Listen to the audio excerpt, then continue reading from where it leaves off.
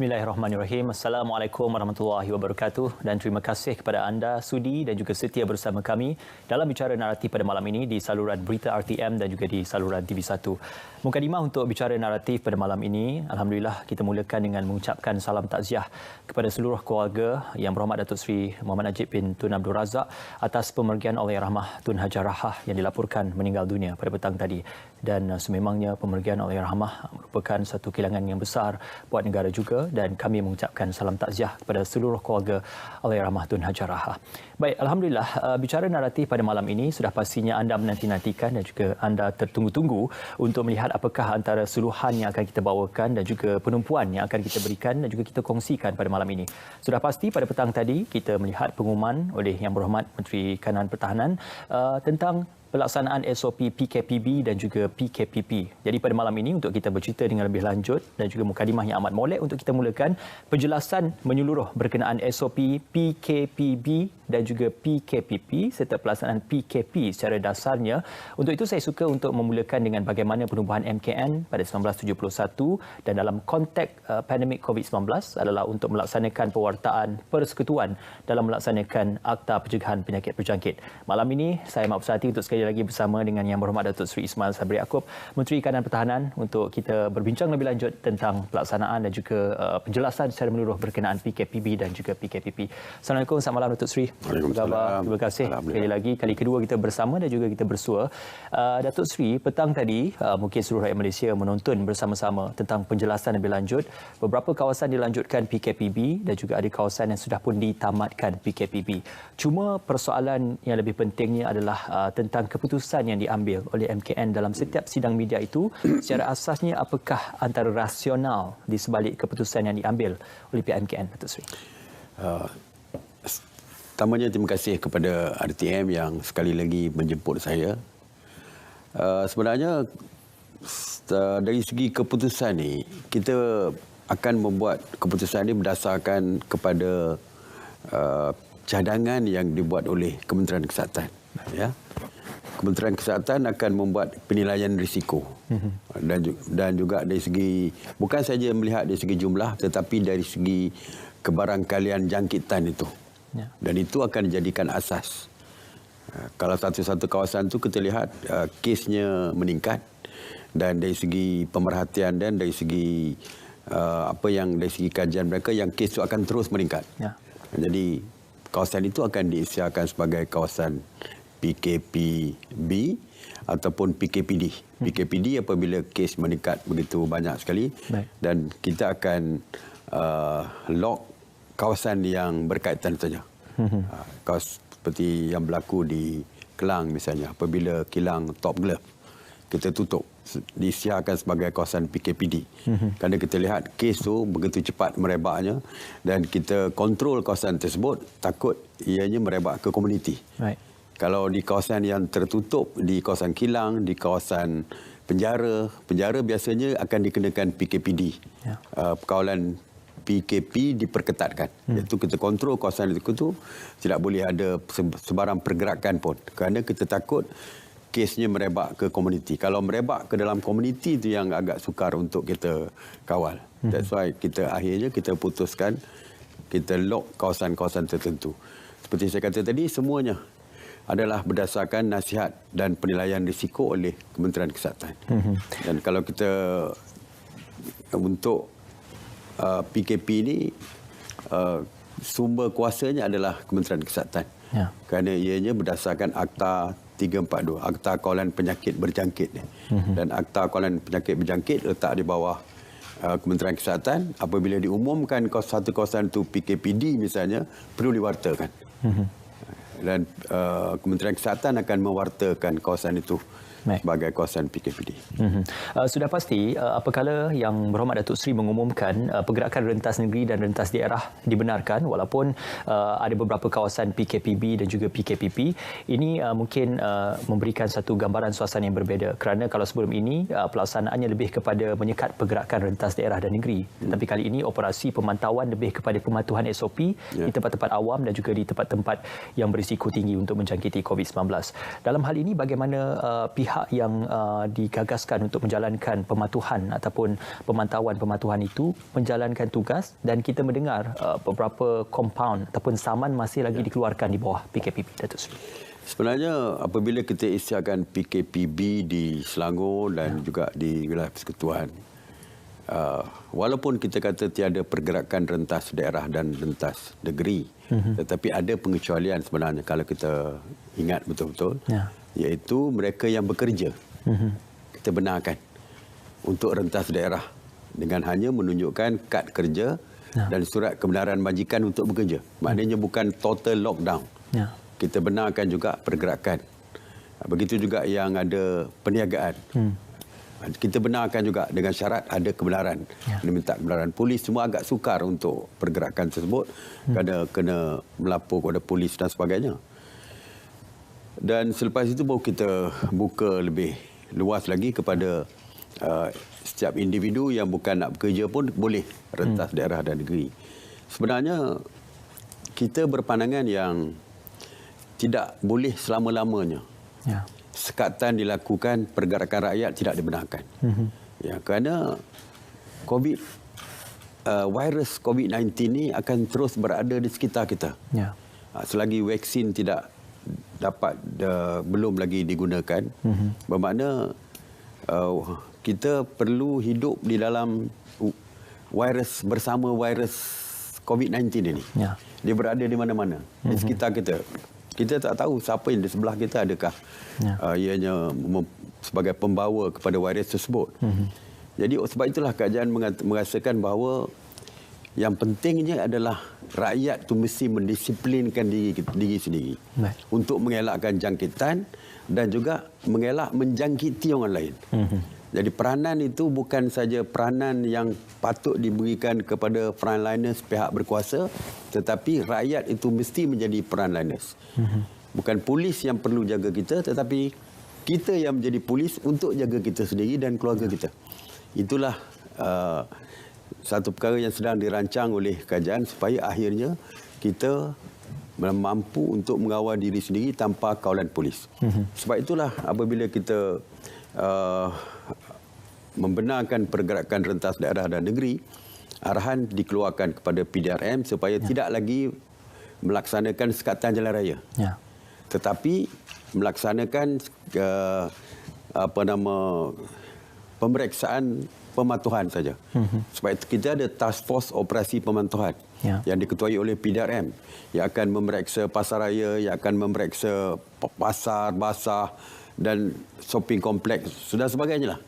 Jadi fokus sekarang bukan lagi sekatan jalan raya, tetapi lebih kepada pemantauan pematuhan. Sebab kita nak supaya akhirnya rakyat patuh kepada SOP.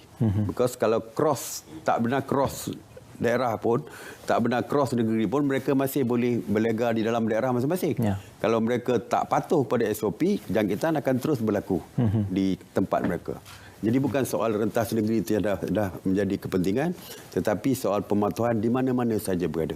Bukan saja perlu rentas negeri untuk patuh, tetapi di dalam kawasan yang sekitar kita pun pematuhan SOP itu menjadi keutamaan. Dan sebab itulah kita dah tukar daripada soal rentas lebih kepada soal pematuhan di mana saja berada.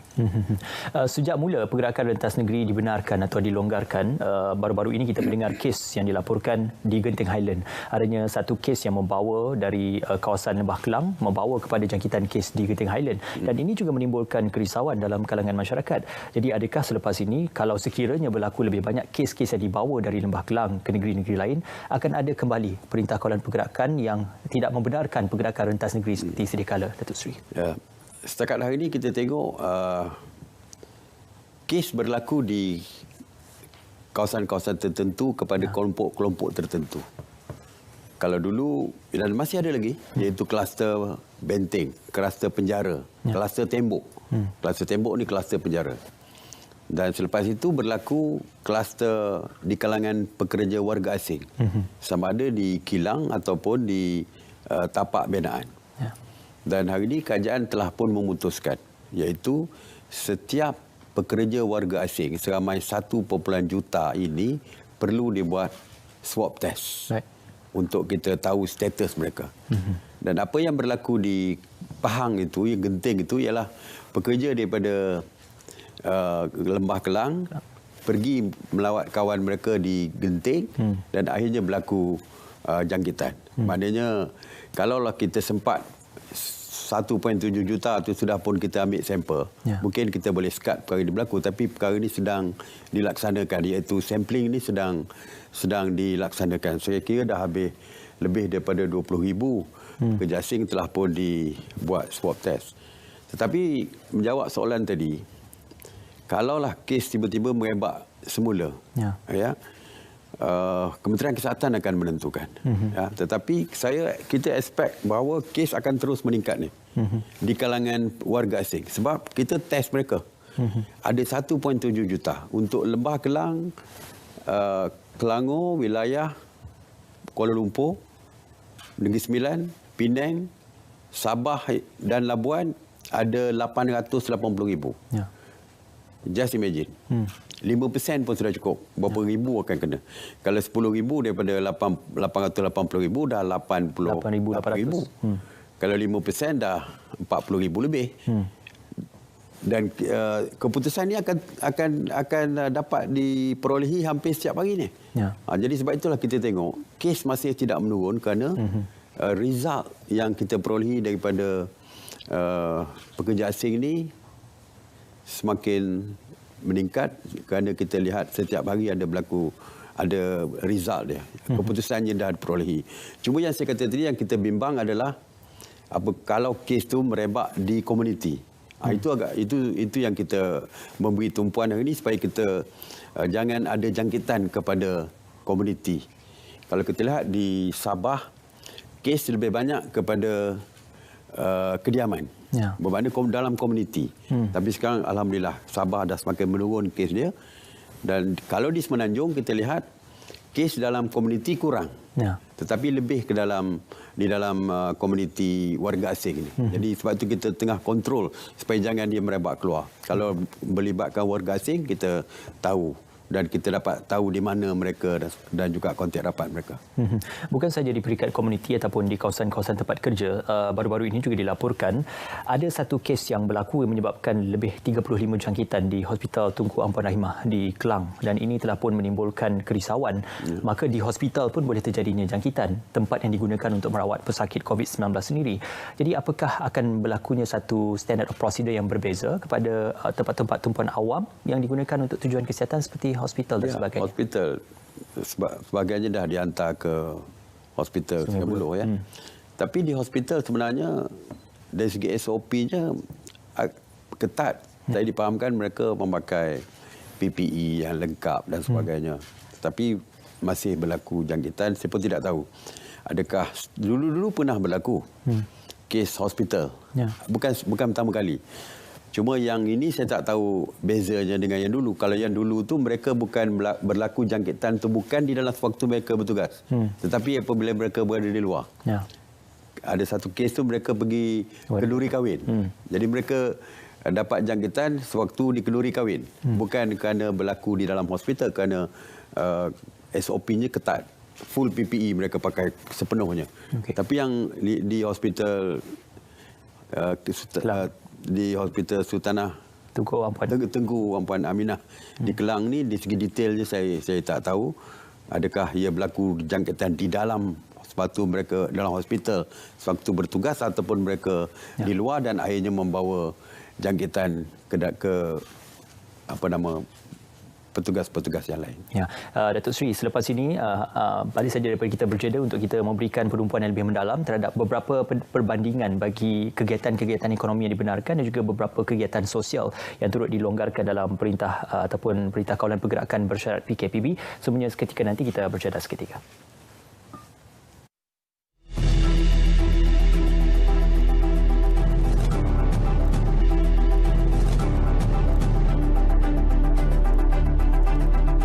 Kembali dalam bicara naratif, sudah semestinya anda menonton kami di saluran berita RTM dan juga di saluran TV1.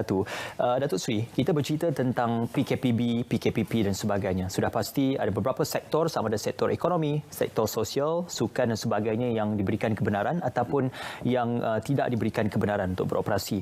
Perbandingan yang banyak dilaksanakan, banding beza oleh masyarakat adalah kalau di pusat boleh belah, boleh dibenarkan untuk beroperasi, mengapa operasi seperti di masjid ataupun operasi untuk tujuan riadah dan sukan ada beberapa yang tidak dibenarkan langsung untuk beroperasi. Jadi bagaimana banding beza ini dibuat oleh PMKN, Datuk Seri? Ini satu isu yang paling sensitif pasal agama ni. Segala SOP dan segala keputusan mengenai apa saja. Ekonomi, mengenai sosial, sukan, pelancongan, semuanya boleh diputuskan di dalam mesyuarat khas MKN. Sebab itu kuasa federal. Tetapi agama ni, hal ehwal agama Islam tidak diletakkan di bawah kerajaan persekutuan. Kerana di dalam perlembagaan persekutuan, hal ehwal agama terletak di bawah kuasa negeri. Dan ketua agama negeri adalah sultan. Setiap apa saja. Kalau kita nak SOP masjid, kita nak dari segi jumlah jemaah masjid, sembahyang Jumaat atau sembahyang Jumaat 5 waktu, kita tidak boleh membuat keputusan dan menentukan. Kerana yang menentukan adalah kerajaan negeri itu sendiri. Dan kerajaan negeri punya keputusan adalah berdasarkan perkenan daripada sultan negeri. Begitu juga dengan, saya terima beberapa WhatsApp yang komplain kenapa tak boleh buka surau di shopping kompleks, tak boleh buka, sedangkan shopping kompleks buka. Itu persoalan yang sukar saya jawab, dan saya tak nak menyalahkan sesiapa kerana dari segi bidang kuasanya saya tidak ada. MKN tidak ada. Kementerian Kesihatan pun tidak ada. Yang ada adalah negeri. Baru ni komplain tentang nikah, akad nikah. Akad nikah tak boleh dibuat di rumah. Di masjid. Di masjid ataupun di masjid yang dikhaskan ataupun di pejabat agama. Dan yang kehadiran pun terlalu terhad. Jadi banyak aduan kepada saya, tapi seperti saya kata, sesuatu yang di luar bidang kuasa itu sukar. Kalau yang lain bentang saja dalam mesyuarat khas MKN, kita lulus, kita boleh, saya terus umum petang tu. Tapi kalau melibatkan hal agama ni, kita nak serahkan kepada Menteri Agama pun, Yang Berhormat Dr. Zul, Datuk Dr. Zul pun, Menteri Agama pun tak boleh membuat keputusan sebab bukan bidang kuasa dia. Menteri Agama mungkin boleh di peringkat wilayah persekutuan. Kerana wilayah persekutuan, ketua agamanya adalah Ke-Bawah Duli Yang Maha Mulia di Pertuan Agong. Jadi keputusan di wilayah persekutuan boleh dipersembahkan kepada Yang Pertuan Agong, dan Pertuan Agong berkenan. Sebab itulah apabila diumumkan tentang SOP agama ni, kita umum untuk wilayah persekutuan saja. Dengan harapan negeri-negeri lain boleh follow lah. Tapi setengah negeri dia masih lagi stick dengan keputusan dia, dan kita tak boleh buat apa-apa. Kita cuma boleh merayu. Hari ini saya jumpa dengan Menteri Agama sebab saya beritahu dia, petang nanti saya nak umumkan pembukaan lebih banyak aktiviti pelancongan dan aktiviti sukan. Saya kata nanti orang akan komplain lagi, membuat perbandingan. Pelancongan dah buka, sukan dah buka, masjid masih tetap yang sama. Saya beritahu kepada Menteri Agama. Menteri Agama kata, insya-Allah lah dia akan sampaikan kepada rakan-rakan dia di negeri-negara lain. Bukan di bawah kuasa Menteri Agama Persekutuan. Tidak ada kuasa kerana ianya adalah state punya kuasa dan mesti diperkenankan oleh Ke-Bawah Duli Yang Maha Mulia Sultan-Sultan dulu. Bukan itu saja, Datuk Seri. Bercerita juga tentang perbandingan kepada konsistensi dari segi dasar yang digagaskan dan juga kepada sampai ke tahap penguatkuasaan. Sudah pasti terbit beberapa perbalahan dan juga pertelingkahan. MKN menggagaskan bahawasanya pemakaian pelitup seluruh muka kalau sekiranya bersendirian di tempat awam tidak akan dikenakan sebarang tindakan ataupun compound. Tetapi ada beberapa kes pula mendapat compound daripada PDRM disebabkan tidak memakai pelitup separuh muka di tempat awam. Jadi dari segi konsistensi ataupun keseragaman pelaksanaan SOP ini, apakah sebenarnya peranan yang dibawa oleh MKN dan juga pihak Polis Raja Malaysia dalam menguatkuasakan SOP tersebut? Ya, kadang-kadang SOP itu general, tidak detail. Itu kadang-kadang menyebabkan berlaku sedikit percanggahan. Sebenarnya bukan percanggahan dari segi penggunaan budi bicara itu. Kadang-kadang tidak ada sedikit, bukan pertelingkahan tapi interpretasi yang berbeza. Baik. Sebagai contoh, apabila kita kata keluar daripada rumah 2 orang satu kereta at one time, perangkat awal. Tapi kita dah beritahu pihak polis boleh menggunakan budi bicara. Baik. Ya, budi bicara. Katakan dia ada anak kecil 2 orang di rumah, umur 2 tahun dengan umur 4 tahun. Dia nak keluar dengan suami dia. Ya. Tak mungkin kita nak tinggalkan anak di rumah umur 2 tahun dengan 4 tahun. Betul. Mesti dibawa juga. Bila bawa dalam kereta sudah jadi 4. Sudah salah. Jadi apabila polis mengambil tindakan, legally tak salah. Sebab dia kata 2 sahaja dibenarkan. Kenapa ada 2 lagi? Campur 4. Tapi kita juga kata gunakan budi bicara. Baik. Jadi dalam penggunaan budi bicara tu kadang-kadang agak berlaku sedikit kes-kes yang seperti inilah. Yang pasal bagi pihak PJRM, dia tak salah bila dia keluarkan sampai. Pasal 2. 4 tentu salah. Tapi kita kata gunakanlah budi bicara, takkan nak fikir tinggalkan anak kecil di rumah lagi bahaya daripada bawa. Jadi itu berlaku. Seperti juga dulu bila saya umumkan di stesen minyak. Kita kata masuk ke stesen minyak, masuk ke premis Kios stesen minyak tu. Premis petrol station. Premis petrol station. Mesti ikut SOP. Pakai mask dan sebagainya. Premis tu ada interpretasi yang berbeza. Premis dalam kedai. Itu dianggap sebagai premis. Interpretasi kedua, premis apa saja di dalam compound tu termasuk di tempat bay, tempat isi minyak tu pun di dalam premis juga. Jadi kalau tak pakai salah sebab mesti pakai di premis. Jadi budi bicara juga perlu digunakan. Jadi sebab itulah akhirnya bila berlaku sedikit kekeliruan, jadi kita detailkan lagi dari segi premis. Premis tu yes, seluruh stesen minyak tu premis, tetapi ada keadaan tertentu yang SOP-nya dilonggarkan. Kalau dia pakai kredit kad, tak jumpa dengan sesiapa pun, isi minyak, lepas isi minyak, terus jalan, patutnya tidak perlu. Tapi sebab itu saya kata tadi kadang-kadang budi bicara. Jadi sebab itulah sekarang ni apabila berlaku kes seperti itu, kita perjelaskan, kita perketatkan supaya lebih jelas. Saya kata diwajibkan memakai pelitup muka di tempat awam. Baik. Yang bersesak lah. Saya dah sebut lama dah yang bersesak tu. Tapi dia masih lagi di tempat awam. Kerana mungkin saya dipahamkan mungkin di dalam MKN punya SOP tu dia cuma tulis pemakaian di tempat awam. Wajib. Tapi yang bersesak tu mungkin tidak ditekankan. Jadi akhirnya menggunakan budi bicara. Seperti saya kata, kalau di tempat awam, di taman awam, of course itu tempat awam. Tapi tujuan kita pakai itu untuk protect diri kita dan protect orang lain. Kalau kita saja duduk di situ, kita nak protect orang lain pun tak ada orang, jadi tentulah tidak salah. Tetapi memakai pelitup muka di tempat awam tu digalakkan. Kalau boleh setiap masa pakai. Tetapi kita pun guna budi bicara juga untuk diri kita. Kalau kita tak ada orang, dalam the whole restaurant tu kita seorang je minum. So kalau tak pakai tu, walaupun elok pakai, tapi kalau tak pakai tu tak boleh diambil tindakan. Yang saya nak sebutkan dari segi tindakan itu mesti berdasarkan kepada keadaan yang tertentu seperti tempat bersesak dan sebagainya, itu wajib pakai. Sebab kata yang penting adalah diwajibkan. Wajib tak pakai kena compound. Jadi itu yang berlaku kes-kes seperti ini. Tapi seperti saya kata, ianya tertaluk kepada tempat itu. Bagaimana tempat itu? Kalau dalam pasar penuh bersesak, pakailah. Kalau tak pakai, polis akan ambil tindakan. Tapi kalau dalam the whole pasar tu, tiba-tiba kita seorang je the whole pasar tu, tak ada orang lain. Walaupun dalam pasar, bukan soal pasar tu semata-mata, tetapi tempat tu mestilah bersesak. Jadi itu yang perlu diperjelaskan. Sebenarnya dulu mungkin gunakan budi bicara. Tapi budi bicara kadang-kadang ada kekeliruan dari segi penggunaan budi bicara. Ya. Budi bicara itu juga boleh kita korelasikan tentang tafsiran kepada undang-undang itu sendiri.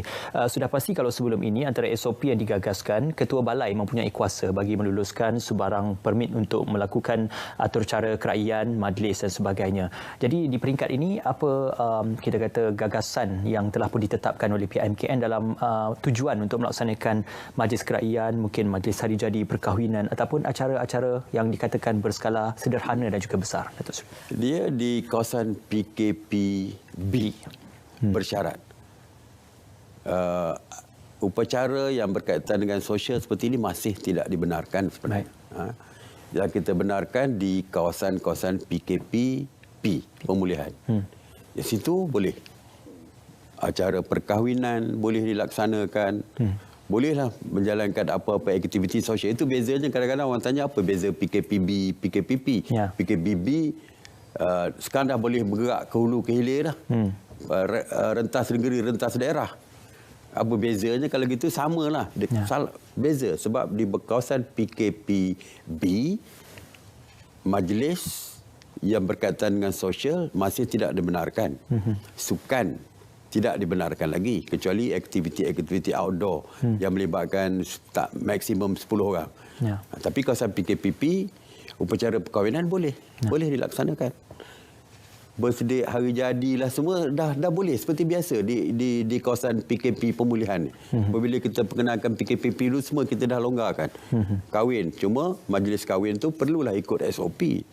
Dari segi jumlah, dari segi jumlah kehadiran, dari segi SOP, kalau buffet mesti ada pramusaji yang sajikan makanan. Ya. Kalau nak saji makan sendiri nak buat sendiri kena pakai sarung tangan disposable punya sarung tangan. Memang ada.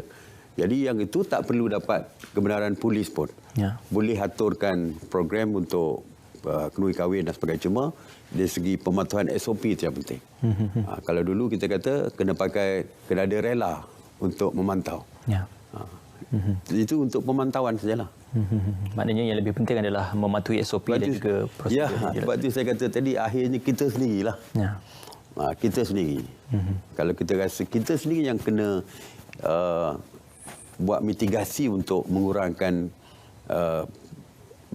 bahaya kepada kita dan juga keluarga kita. Ya. Berkaitan tentang pergerakan merentas daerah dan negeri itu, banyak lagi persoalan yang akan kita kemukakan, Datuk Seri, khususnya kepada gelembung perjalanan antara luar negara dan juga dalam negara yang akan kita persoalkan. Semuanya seketika nanti dalam Bicara Naratif.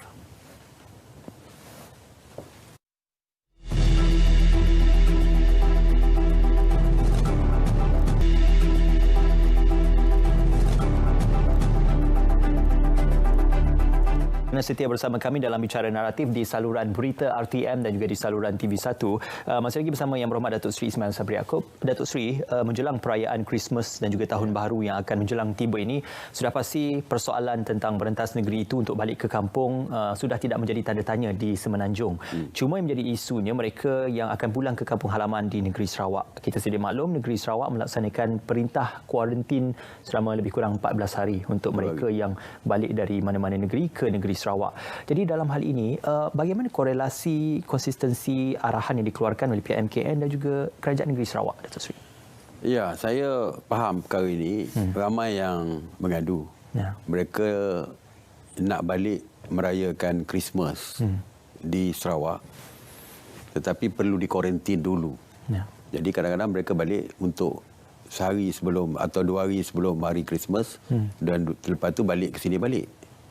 Jadi kalau apa yang berlaku sekarang ni, mereka kena sampai ke Sarawak, kena kuarantin dulu. Jadi itu yang menimbulkan isu. Tetapi ini adalah di bawah bidang kuasa Kerajaan Negeri Sarawak. Baik.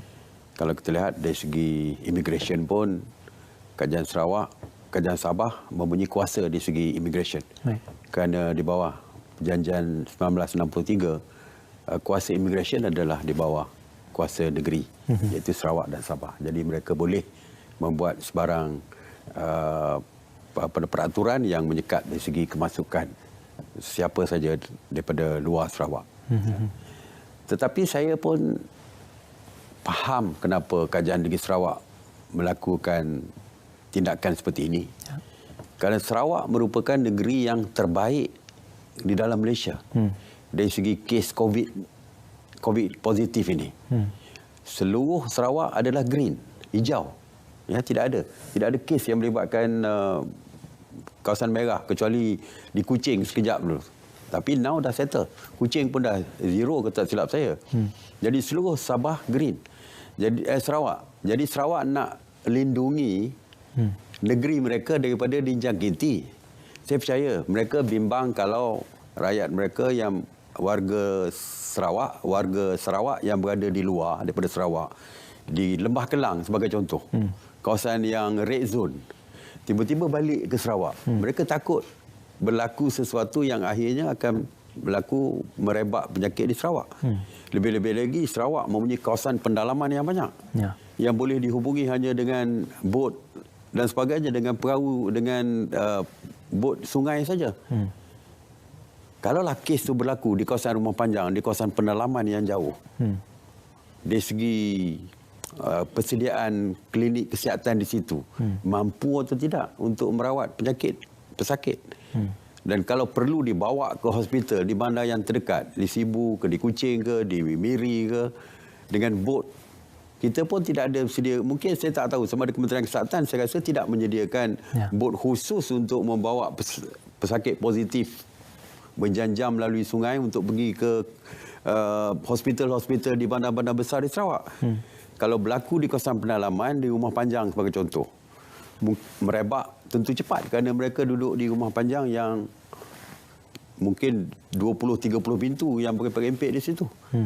Jadi keadaan di Sarawak tu mungkinlah, saya yakin inilah sebabnya Kerajaan Sarawak untuk melindungi rakyat mereka yang lain yang green, kawasan hijau di kawasan pendalaman dan sebagainya, tidak dijangkiti dengan kalau warga mereka yang berada di luar balik. Jadi sebab itulah saya percaya mereka strict dari segi ini. Jadi itulah sebabnya, dan Kerajaan Sarawak mempunyai hak untuk berbuat demikian, untuk membuat SOP bagi menjaga kepentingan mereka. Jadi setakat hari ini itulah keadaannya, mereka masih lagi mengenakan kuarantin kepada warga Sarawak yang nak balik ke Sarawak. Secara asasnya kuasa otonomi undang-undang ataupun imigresen terletak pada Kerajaan Negeri Sarawak dan juga Sabah. Itu perkara yang perlu diberi perhatian. Datuk Seri, menyedari dan juga belajar daripada apa yang berlaku daripada PRK Sabah tempoh hari dengan peningkatan kes disebabkan oleh pelaksanaan pilihan raya tersebut, beberapa proklamasi darurat untuk PRK telah pun dilaksanakan. Bermula di PRK Batu Sapi, kemudian di Bugaya dan juga di PRK Greek. Jadi dalam hal ini, rentetan dan juga korelasi daripada proklamasi darurat itu, apakah yang boleh diberikan tafsiran kepada pengecualian dalam kita melaksanakan undang-undang yang wajib dalam urusan pilihan raya, khususnya pilihan raya kecil? Urusan pilihan raya sebenarnya adalah bukan urusan kerajaan, tetapi urusan SPR. SPR ni, Suruhanjaya Pilihan Raya, adalah badan bebas yang mereka yang membuat penilaian. Dari segi kesan setiap sesuatu pilihan raya, dan peraturan-peraturan pun dibuat oleh SPR. Saya percaya SPR melakukan tindakan ini kerana kes yang berlaku di Sabah. PRN. Sebelum tu sudah normal, almost normal lah negara kita, dah kes tak lebih daripada double digit saja setiap hari. Tetapi lepas pilihan raya di Sarawak, di Sabah, PRN, kes meningkat. Bukan saja di Sarawak, di Sabah, tetapi juga di Semenanjung. Waktu itu kalau kita lihat, kita buat SOP. Bukan kita kata tadi SOP. Saya umumkan setelah SPR membuat keputusan, saya cuma bacalah apa yang disebut oleh SPR. Tak boleh berkempen, rumah ke rumah tak boleh lebih daripada 1 orang, 2 orang. Di gerai-gerai ke ada program-program tertentu, suhu lah, macam-macam SOP kita buat. Tetapi akhirnya dari segi pematuhan tu agak sukar. Jadi sebab itulah akhirnya berlaku kes yang berebak. Jadi ini merupakan satu pengajaran. Walaupun ada SOP, tetapi pematuhan tu agak sukar dilaksanakan waktu pilihan raya. Itu yang pertama. Yang kedua, dari segi pengundi. Pengundi ramai yang mungkin berada di Semenanjung, berada di Lembah Kelang, berada di mana-mana, berada di red zone untuk balik ke mengundi di tempat mereka. Katakan Batu Sapi. Bukan saja orang di Batu Sapi. Yang pertama, Batu Sapi ketika itu red zone. Kerana Batu Sapi berada di zon Sandakan. Ya. Sandakan memang kita isytiharkan PKP. Awal lagi daripada tempat lain. PKPB tempat lain. Lebih awal. Sebab red zone. Itu yang pertama.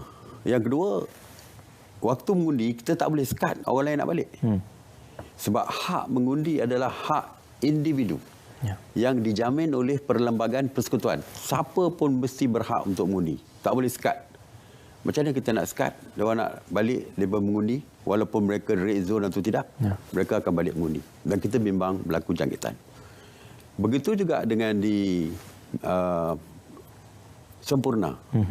Sempurna adalah kawasan yang tinggi kes positif di Sabah. Kalau kita biarkan DUN di Sempurna ini diadakan pelan raya, kalau SPR benarkan, semua orang akan datang. Kita tak boleh nak sekat orang balik mengundi seperti saya katakan tadi. Jadi akhirnya akan berlakulah kes-kes yang tinggi, kes merebak lagi teruk. Walaupun sekarang ni seperti saya kata, Sabah kes sudah semakin menurun. Kalau berlaku pelan raya pada bulan Januari nanti, saya percaya kemungkinan kes akan meningkat semula. Begitu juga di Great. Jadi saya percaya untuk mengawal dari segi merebaknya kes ini tak ada pilihan lain. Sebab kalau pelan raya diadakan, kita tak boleh sekat dari segi orang mengundi dan kita tak boleh nak kontrol juga dari segi pergerakan. Satu saja cara untuk mengelakkan perkara ini berlaku adalah dengan cara menangguhkan tarikh pelan raya. Untuk menangguhkan tarikh pelan raya, tidak ada undang-undang yang boleh menangguhkan pelan raya kecuali declarekan darurat. Itu saja. Yang lain tak boleh. Sebab mengikut Perlembagaan Persekutuan, selepas diisytiharkan satu-satu kawasan itu kosong, kursinya mesti diadakan pelan raya dalam masa 60 hari. Daripada tarikh kekosongan. Jadi tak ada pilihan. Dalam masa 60 hari mesti wajib diadakan. Kecuali diisytiharkan darurat kawasan tersebut, maka bolehlah pelan raya ditangguhkan. Ya, deklarasi darurat itu pun mengambil kira kepada kebolehjangkitan dan juga risiko bagi jangkitan COVID-19 juga, bahayanya kepada apabila PRK itu dilaksanakan.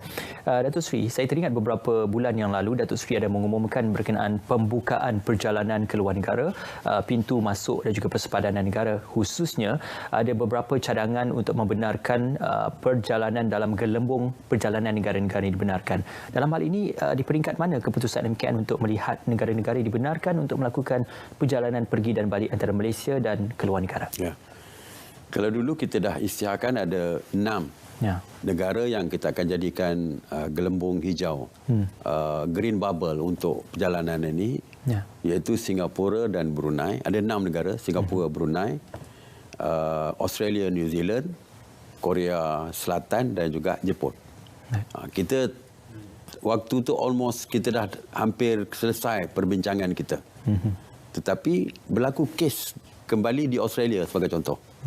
Australia yang pertama mengadakan green travel bubble antara Australia dan New Zealand. Bila dibuka dengan kita mungkin masa itu dah boleh pergi ke Australia dan New Zealand. Tetapi waktu itu Australia pula kes meningkat di Melbourne yang menyebabkan Australia tutup pintu negara dia even kepada New Zealand sekalipun. Dan lepas tu berlaku pula di Jepun. Jepun pula menutup pintu masuk negara mereka kepada Malaysia. Kita tak benarkan. Jadi akhirnya perkara itu terhenti. Now kita tengok kes dah semakin okey, semakin baik di negeri-negeri tersebut, di negara tersebut, dan kita telah pun membuat keputusan untuk memulakan semula. Kita buat green travel bubble ni untuk yang 6 tadi, termasuk 2 lagi tambahan. Iaitu negara China dan juga Taiwan. Kerana Taiwan memang daripada mula keadaannya bagus. Tidak ada isu COVID pun di negara mereka. Jadi kita ada 8 negara yang akan kita buat travel bubble ni, iaitu untuk bebas untuk kita pergi ke negara mereka dan mereka bebas untuk datang melancong di negara kita. Bukan dari segi business travel kita dah benarkan. Now datang untuk melancong ke negara kita. Dan kita tak perlu bimbang kerana negara mereka adalah green, negara zon hijau yang terkawal dari segi COVID positif negara mereka. Jadi kita benarkan mereka datang. Dan kalau dulu kita kata kita mesti timbal balas. Baik. Kita benarkan dia datang, dia benarkan kita pergi. Itu dulu. Tapi sekarang kita kata tak perlu timbal balas pun tak apa, dia boleh datang. Kerana industri yang paling terkesan pada penutupan negara kita, pada warga negara asing dan juga kerana rentas negeri tak dibenarkan, yang paling terkesan adalah sektor pelancongan. Ya. Hotel. Saya ada kawan, dia ada hotel. Dia kata hujung minggu 5 bilik je orang pakai, hari biasa 3 bilik. Dia kata mungkin kalau sebulan lagi tutuplah hotel dia. Jadi yang terkesannya adalah hotel. Penerbangan pun. Penerbangan pun terkesan. Dan retailers, peniaga-peniaga, restoran dan sebagainya terkesan dengan ketiadaan pelancong domestik dan juga pelancong internasional. Saya dah umum tadi, untuk pelancong domestik kita dah buka lebih banyak aktiviti pelancongan dengan harap ada pergerakan di dalam negara dari segi ekonomi, dari segi pelancongan. Dan kalau kita nak buka, kita cadangkan Februari nanti kita mulakan pembukaan green travel bubble ataupun gelembung hijau perjalanan rentas negara ni. Bulan Februari nanti. Kita ada masa ni kita akan tengok dari segi pengembangan. Macam mana keadaan negara kita, macam mana keadaan negara mereka. Kalau keadaannya okey dan kita menang. Baik, saya ringkas Datuk Seri untuk kesimpulannya. Rang Undang-Undang Perbekalan 2021 untuk bacaan kali ketiga telah pun diluluskan. Alhamdulillah, beberapa perkara penting seperti pemberian vaksin dan juga tentang isu-isu memperkasakan agensi pertahanan negara juga diberikan perhatian. Jadi, komen Datuk Seri selepas kejayaan dalam meluluskan Rang Undang-Undang Perbekalan 2021. Ya, Alhamdulillah, saya pun gembira walaupun macam-macam yang kita dengar sebelum itu, menggerunkan juga. Menggerunkan bukan dari segi kalau tak lulus tu kesan kepada kita semata-mata, tetapi kesan kepada rakyat.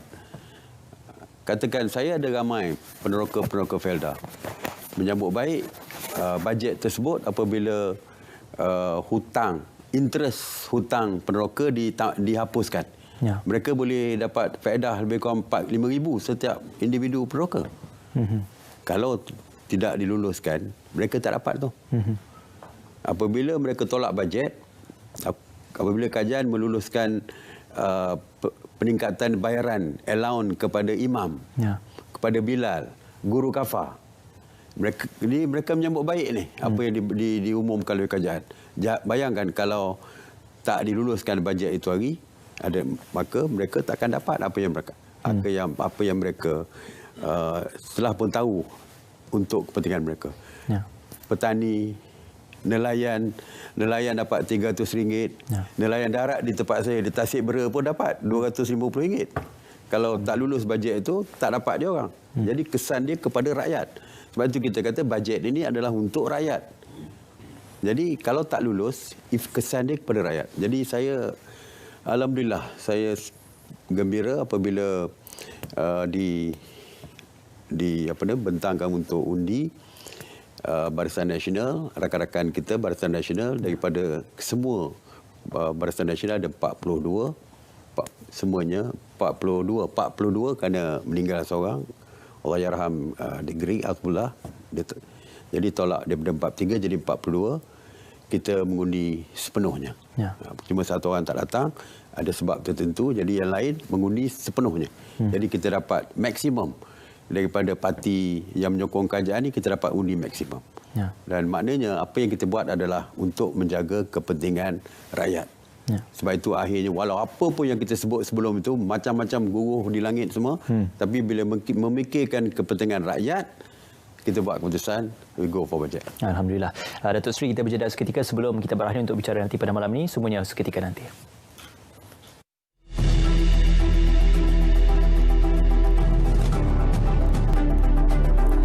Baik, terima kasih penonton setia kami di saluran berita RTM dan juga di saluran TV1. Datuk Seri bercerita berkenaan memperkasakan Angkatan Tentera Malaysia, khususnya mereka yang menjaga persempadan negara. Ini satu perkara yang cukup penting kerana kita mendengar beberapa kes dan juga insiden yang melibatkan anggota pertahanan kita yang melawan ataupun menentang parti ataupun penceroboh dan juga penduduk secara haram ini. Jadi dalam hal ini, apa yang digagaskan di Kementerian Pertahanan sendiri dan juga ATM dalam memperkasa anggota dan juga kemudahan yang disediakan? Memang kali ini kita memberikan fokus kepada kawalan sempadan. Bukan saja di utara Semenanjung, tetapi seluruh kawasan sempadan. Kawasan sempadan Sabah misalnya, di pantai timur Sabah, bersempadan dengan negara jiran. Yang kita tahu yang kes yang melibatkan parti daripada negara jiran, di Filipina misalnya, datang dan kes COVID positif di Sabah, di Tawau bermula dengan tahanan parti. Jadi sebab itulah kita serius melihat kepada parti ini. Begitu juga di Sarawak dengan kawasan sempadan yang begitu panjang ya antara Sarawak dan Kalimantan juga menyebabkan kita sukar untuk mengawal kemasukan parti. Jadi kita akan menambahkan pos-pos kawalan sempadan di Sarawak dan Sabah. Sekarang ini kita ada 17 pos kawalan sempadan dan untuk RMK 12 ni kita akan tambah 19 lagi. Baik.